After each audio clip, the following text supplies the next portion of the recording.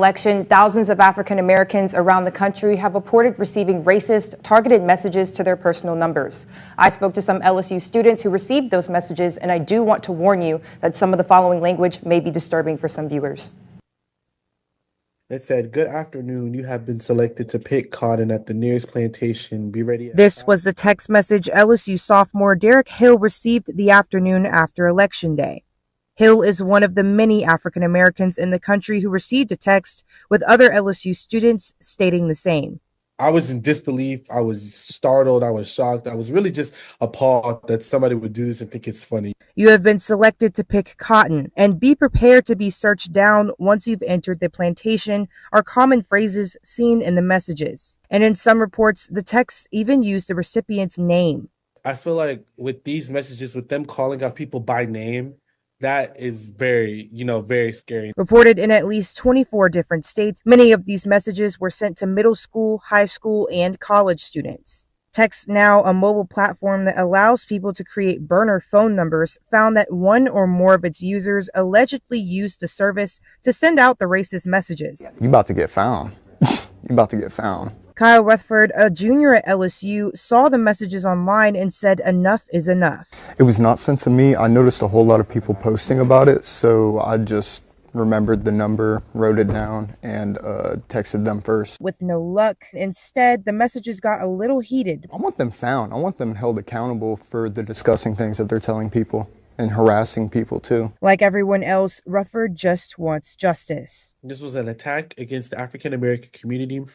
I feel like this should not be taken lightly. Even if it was a joke, this is still a very, very sick joke. And here at LSU, an attack on one community is an attack on all. Who's secretly behind the messages is something people are still waiting to find out. But as the FBI recently mentioned, they are investigating the case and advise everyone who gets a text to report it to their local law enforcement. Imagine going on your average neighborhood walk, but stuff like this is in your way. Neighbors say they've been waiting 2 to 3 months and have even talked to the city of Houston, but they say they're backed up, and it leaves them with a big problem. Now, most people don't believe me when I tell them this, but this year's annual White Light Night is actually the 27th year they're hosting it. So if you haven't done your Christmas shopping yet, come out here tomorrow and get busy. Reporting for Tiger TV, Peyton Manuel. That's right, guys. I'm here at LSU's Interfraternity Council Crawfish Boil, where everyone here is raising money for Habitat for Humanity's Greek Week and enjoying the lower prices. Since last summer's intense droughts, crawfish prices have skyrocketed in recent weeks, making it harder for crawfish farmers to meet the demand. At the start of this crawfish season, prices were as high as almost $13 for a pound of crawfish. As a response, Louisiana State Governor Jeff Landry signed a statewide disaster declaration for the state's crawfish industry. Just last week, the average price was lowered to $7.99 per pound for boiled crawfish and $5.65 per pound for live crawfish, while prices on the crawfish app are even cheaper. As the season picks up, Louisiana crawfish farmers are expecting the numbers to go down even lower closer to Easter weekend. Greek students can come out and enjoy the crawfish boil up until LSU baseball faces off against Louisiana Tech at 6:30 tonight. How are we enjoying the crawfish, y'all? Yeah! Reporting for Tiger TV, Peyton Manuel. Back at the desk. The 12-year-old girl, Chloe Brewer, who is believed to have disappeared from this Crystal Inn and Suites, was found and placed in the hospital where she's currently awaiting medical testing. Now, the 26-year-old man who's listed in her Amber Alert has been placed in police custody where he's currently being questioned, and we're still waiting to hear about any possible charges he may face. We just trying to hope and pray for the best. This was coming from one of Chloe Brewer's family members, where they spent hours outside of the Crystal Inn and Suites on Little York looking for any sign of hope during her unexpected disappearance. The family of the 12-year-old first noticed Chloe went missing around 4 o'clock in the morning. Investigators told them she met up with 26-year-old Ariel Anderson at a local grocery store before following him to the Crystal Inn and Suites in her mother's SUV. This is out of her character for any of this to be going on. So I feel like she was lured.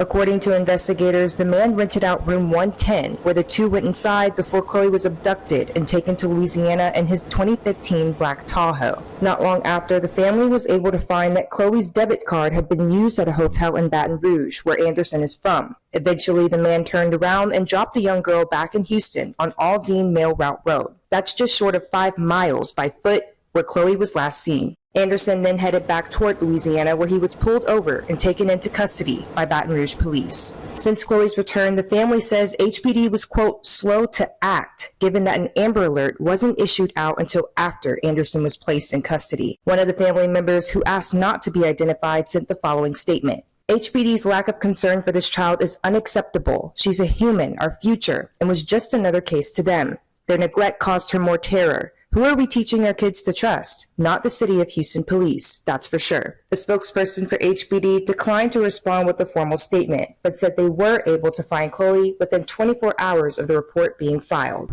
HPD says they initially treated this case as a runaway, but upon further investigation realized it was worth an Amber Alert. They say they take cases like these very seriously. The girl's family, though, still not convinced. In North Harris County, Peyton Manuel, KPRC 2 News. Claw clips. You can find them anytime, anywhere, with almost any color available, except for the most recent line of clips that have taken social media by storm. Career Claws, created by Lafayette local Colette Bernard, has gone viral with her creative and distinctive designs. So when I opened my gift shop, I specifically wanted to create and provide and source art that was more on the affordable side. It all started whenever I designed a wisdom tooth hair claw, and the dental industry loved it. They loved it so much that Colette's clips were able to grab the attention of LSU's own dental department. LSU's dental department was one of the first dental departments to ever spotlight my design, and suddenly dental students, dental hygienists, professional dentists were buying my design in the masses, and I wanted to lean into that appeal of designing career-themed hair claws. The claw clips are one of a kind and have a little bit of everything for everyone. In sustainability, so I'm grabbing this one today. It's the recycling claw clip. I'm just very interested in doing right by the planet, so recycling is just one of those many things. And so by wearing this in my hair, I'm kind of reminded of it every day. This is the color wheel clip. I'm also really into art.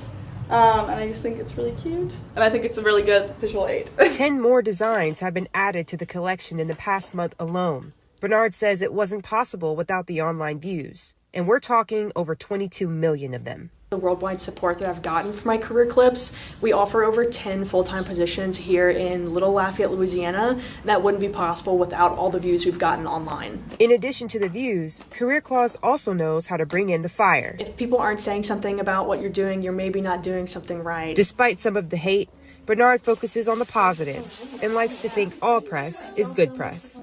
People are going to always have their thoughts and opinions, and that's the whole point of art, is that art makes people think. The business plans to continue making more people think with more art to express by sticking to the mantra, be true to your work, and your work will be true to you. Reporting for Tiger TV, Peyton Manuel. We are just 2 days away from the spookiest night of the year, and it's going to be full of tricks, treats, and even some trinkets. I found out how the Teal Pumpkin Project is bringing more awareness to a certain group of trick-or-treaters for Halloween. You know, Peyton, the weather has been kind of wicked recently. It's been really cool during the night, but then when I wake up in the morning, I'm burning hot. I know, right? I'm hoping weather isn't an issue as far as traveling goes, and as we all know, this is one of, if not the most busiest times of the year. So let's check in with our weather correspondent, Cassidy Trepanier, to see how the weather will be for this Thanksgiving break. Cassidy. Louisiana is known for its unique culture, Zydeco being one of those things. One Louisiana native is making his way to the top by putting his own spin on the unique tradition, and reporter Kamora Carr has the story. For more information on Sean and his music journey, you can visit his website at SeanAndron.com. Well, that's all the time we have for tonight's News Beat. Until next time, I'm Erica Howard. And I'm Peyton Manuel. Have a great night, Tigers. And as we skate closer to Halloween, it's important to keep safety at the forefront on everyone's minds. Reporter Brielle Conrad is in the studio to give us some tips to help make sure no one receives any unwanted jump scares this Halloween weekend. Brielle? Thanks for the tips, Brielle. I don't know about you, Addie, but in my opinion, the spookiest part of Halloween is definitely not the ghosts. I 100% agree with you, Peyton. So I'll be sure to spread these safety tips to as many people as I can. And we hope you're not too tired of the Halloween talk just yet, because we've got a scary, exciting Tiger Sports update when we come back.